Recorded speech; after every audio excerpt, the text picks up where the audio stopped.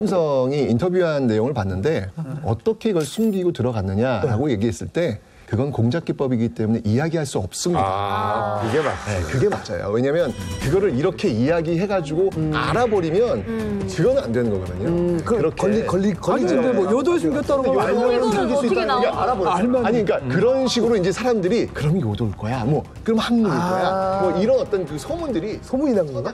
흑금성은 기자들이 무수히 많이 물어봐요. 그렇지. 정말로 1호를 만났냐. 아는 거야. 흑금성은 언론 인터뷰에서 회고록에서는 이렇게 디테일하게 다 주장을 해놨는데 그거를 사실관계를 다시 한번 물어보는 언론 인터뷰에서는 그거는 상상에 맡기겠다라는 식으로 더 이상 얘기하기 싫을 말을 이게 덮거나 말꼬리를 흐리는 인터뷰들이 상당히 많아서 논란의 영역에 있는 부분이 상당히 이 부분은 믿을 수가 없어요. 기술적으로 가능하지가 않아요. 어쨌건 중요한 건 뭐냐면 그랬기 때문에 바로 이 남북 간의 그 빅 이벤트 남북 합작 광고가 진행되고 있었다는 거예요. 자, 이제 이 남북 합작 광고 이 역사적인 장면이 나오려는 일주일 전 이 모든 계획이 모두 물거품이 됩니다. 이제까지 우리 얘기가 다 날아가 버린 거예요. 이것도 혹시 시크릿 코드인가요? 맞습니다. 자, 시크릿 코드 무슨 얘기야? 공개하도록 하겠습니다. 왜? 우리 CF를 봤잖아, 우리가. 리명도무. 예, 장군님. 도장 직소. 위대한 광고 사업을 위하여.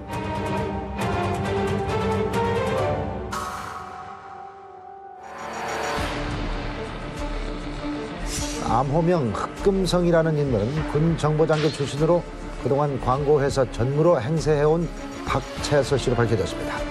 남북한을 오가며 허가받은 이중간첩으로 활약해왔다는 흑금성은 현재 모 광고회사의 고위간부로 재직하고 있는 박모 씨인 것으로. 아니 이걸 왜 공개하는 거지? 저거 이게 진짜 뉴스잖아요. 이게 진짜 뉴스예요? 네.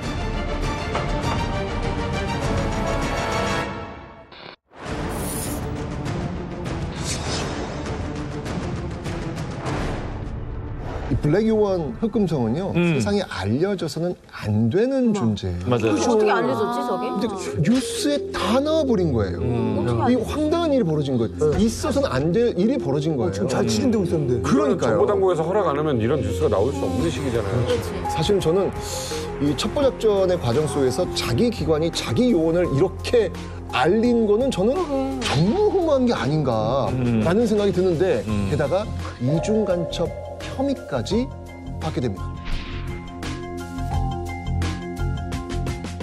자, 어떤 내용인가 봤더니 1998년 3월 이 북한과 이 안기부 양쪽에서 돈을 다 받은 거예요. 다 받으면서 양쪽의 정보를 서로 교환을 해줬다라는 그 이중간첩 혐의를 받고 있는데 사실 이 흑금성 공작을 지휘했던 그 전 안기부 고위 관계자는 이렇게 얘기합니다. 북한이 이 흑금성을 지금 자신들의 간첩이라고 인정을 했다는 거예요. 그래서 많은 지령을 내렸기 때문에 이중간첩이 아니라 위장간첩이다.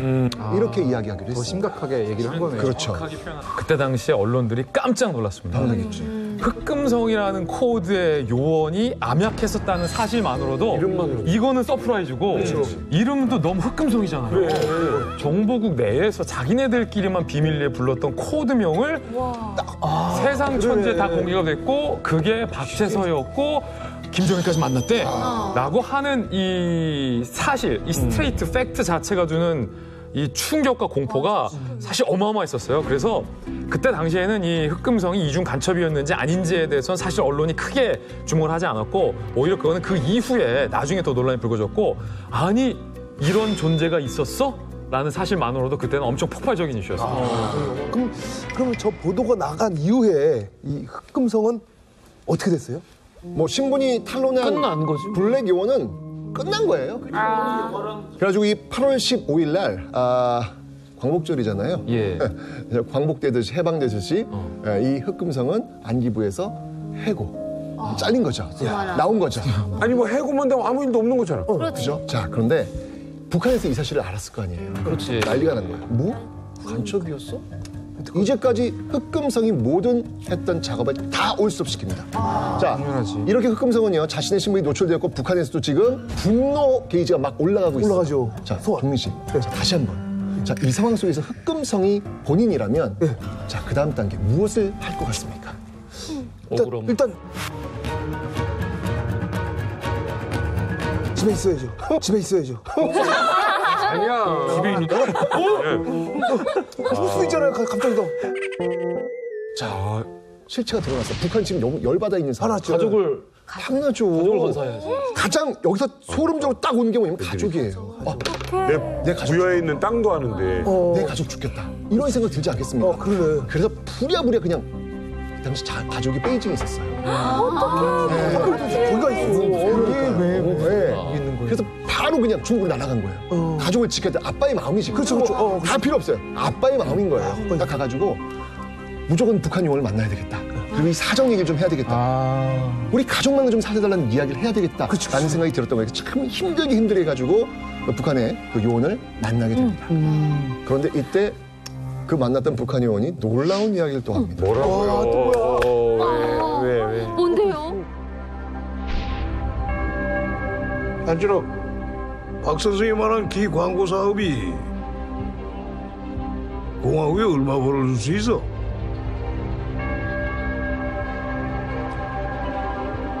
계약금으로 미화 60만 불, 본 계약은 최소 500만 불 보장합니다.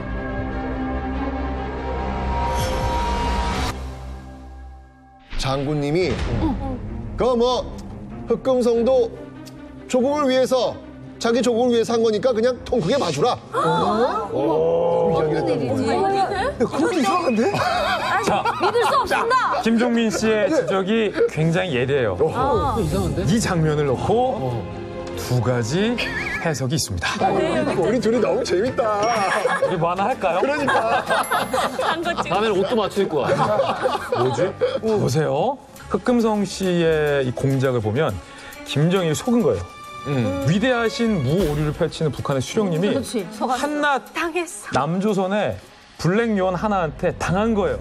김정일이 승인까지 해서 북한의 자존심인 북한의 국토를 열어주고 남한의 자본주의가 와서 광고 촬영을 하는 것을 김정일이 통 크게 허가까지 해요. 그리고 흑금석까지 만났다며요. 그랬는데 그게 남조선 언론에 그것도 간첩이라고. 북한의 정찰총국에 의해서 실체가 드러나서 김정일이 민망하게 된 것도 경을 칠 일인데 까마득하게 보위부와 정찰총국도 모르는 상황에서 남한 언론을 통해서 우리 수령님이 뒤통수 맞았대. 라는 말이 나온다는 것을 이거를 통 크게 용서해준다라는 이 대목에서는 이게 이럴 수가 있어? 라고 보는 회의적인 시각도 상당히 많다는 얘기 함께 곁들여 드리고 블랙요원 새치혀에 북한 전체의 자존심이 농락당한 거예요. 이거는 내가 뭐 금전적으로 뭐 얼마를 손해받고 이의 문제가 아니라 장군님이라는 그 절대 존엄이 블랙요원 한마디에 그 새치혀에 내 모든 문을 열어주고 가장 곁에까지 뒀었단 말이에요. 근데 동시에 생각을 해보면은 만약에 이 상황에서 그렇게 해서 복수를 해. 더 쪽팔리지. 더 쪽팔리지.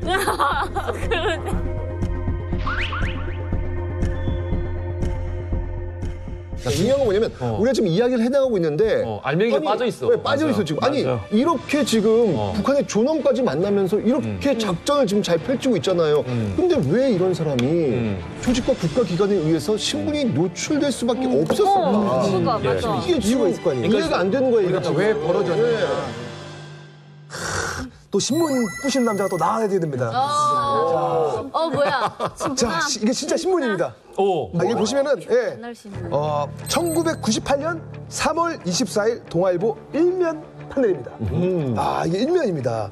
저기 보시면은요, 흑금성 대선 야당 침투 북측 인사 접촉 권유 정재몬 의원 북 안병수의 돈가방 전달. 돈가방? 대한민국 국회의원이 북한의 돈가방을 전달했다는 어마무시한 기사입니다. 어마어마한 거죠. 이 북풍 관련 여야 모두 수사.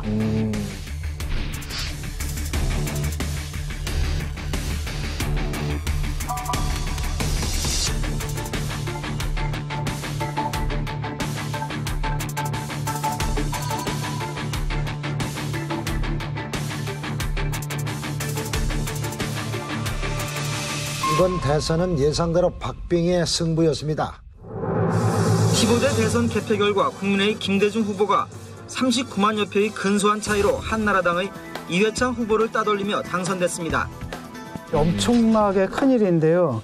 이게 이제 당시에 그 문건이 하나가 이제 바깥으로 언론으로 유출이 됩니다. 그 문건에 뭐가 적혀 있었냐면 1996년부터 1997년 2월 15대 대선이 있기 전까지 국내 정치인들과 북한 간부들이 어떻게 접촉했는지 그 상황이 적힌 문헌이에요. 근데 이 파일 안에 무슨 내용이 있었냐면은 북풍 사건으로 구속된 이대성 전 안기부 해외조사실장이 국민의 정대철 부총재에게 전달한 것으로 알려진 해외공작원 정보보고라는 이른바 북풍 비밀문건입니다. 한나라당은 정재문 의원이 북풍을 일으켜주는 조건으로 360만 달러를 북측에 전달했다.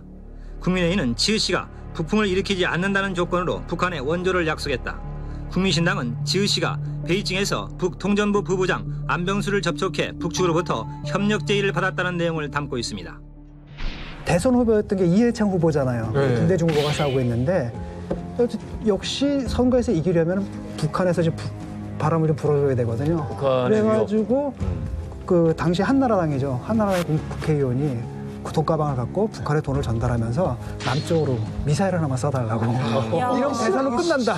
네. 이거는 뭐 실화죠. 검증된 실화죠. 그랬는데 다행히 어떤 이유에서인지 모르겠지만 북한에서 그걸 거부했어요. 그래서 이루어지진 않았지만 여기서 이제 나만의 이른바 보수 세력이 자기들이 대선에서 이기기 위해서 국가안보를 팔아먹은 거잖아요, 사실. 그렇죠. 한가 적복해가지고. 라는 것까지가 알려진 사실인데 내가 그때 당시에 재밌다. 김대중 정부로 바뀌면서 소위 김대중 정부에서 대선 당시에 안기부가 나를 떨어뜨릴 목적으로 북한과 이회창 당시 후보 측이 연합을 해서 북풍 작전을 펼쳤다.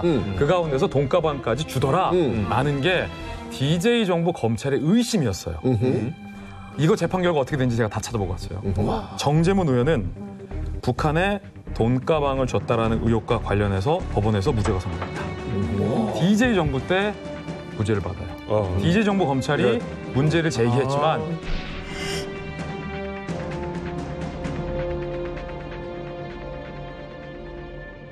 돈가방을 전달해줬다는 것은 사실이 아닌 것으로 일단은 법원 결과는 드러나죠. 정치적 개입 아니다. 철저하게 수사했어요 그때. 여야 할 것 없이 다 수사했는데 돈가방이 오갔던 사실은 없었다. 그러니까 문건이 왜 나왔지?